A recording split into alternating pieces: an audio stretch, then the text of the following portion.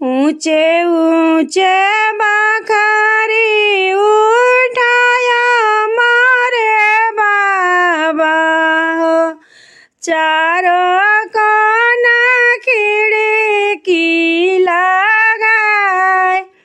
ऊंचे ऊंचे बखारी उठाया मारे बाबा हो, चारों कोना खिड़की लगाए। तेही चढ़ी बैठे लाला परवाना हो, उहो भजला सीताराम। ताही चढ़ी बैठे लाला परवाना हो, उहो भजला सीताराम। हरदी के पाता चिट्ठी लिखले बेटी के बाबा, दियाले बेटा के पापा के हाथ।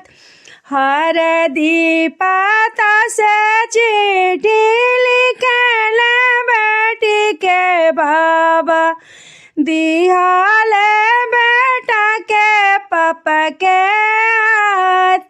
किया तू लेबा समधी हाथी से घोड़ा हो, किया लेबा रुपया 1000। किया तू लेबा समधी हाथी से घोड़ा हो, किया लेबा रुपया 1000।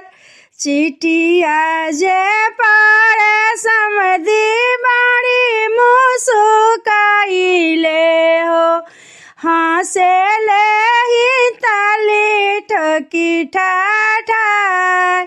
चिट्ठिया पढ़ी के समधी बड़े जोरे हंसेले, ताली ठोकी हंसेले ठाठार।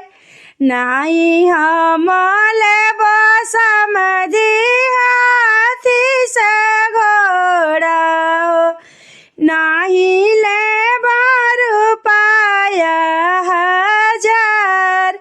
नाही हम लेबो समधी हाथी से घोड़ा, नाही लेबो रुपया 1000।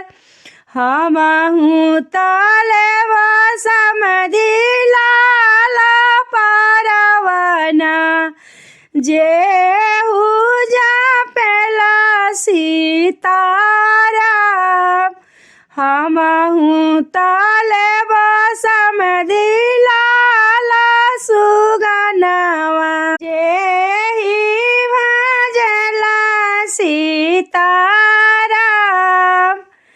हमहू तो देबो समधी हाथी से घोड़ा हो, देई देबो रुपया 1000।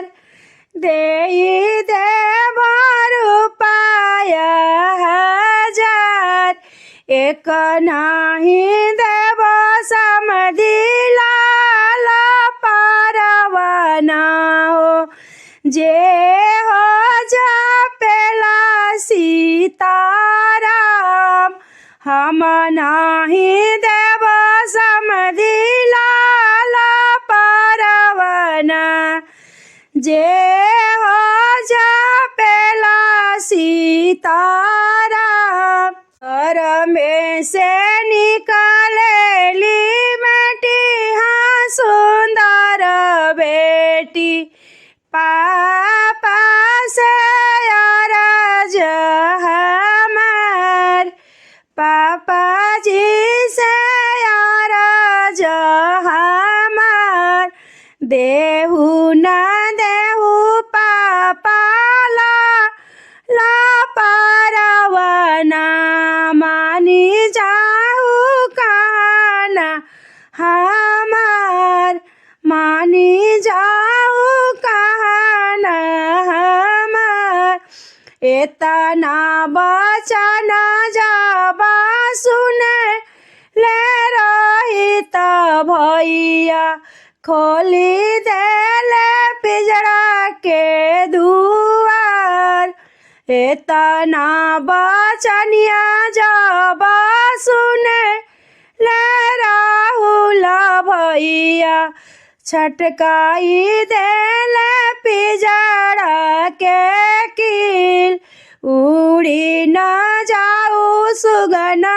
कावा नहीं देसवा ना देव तोहर के ए दान उड़ी न जाओ सुगा कावा ना तू देसवा ना देव तोहर के ए दान ऊंचे ऊंचे महल उठाया मोरे बाबा चारू कोना खिड़की लगाए चारों कोना खिड़की लगाए ओहू पाबाई ठेला लाला परवना हो जा पेला सीताराम हो जा पेला सीताराम सुगना जा पेला सीताराम।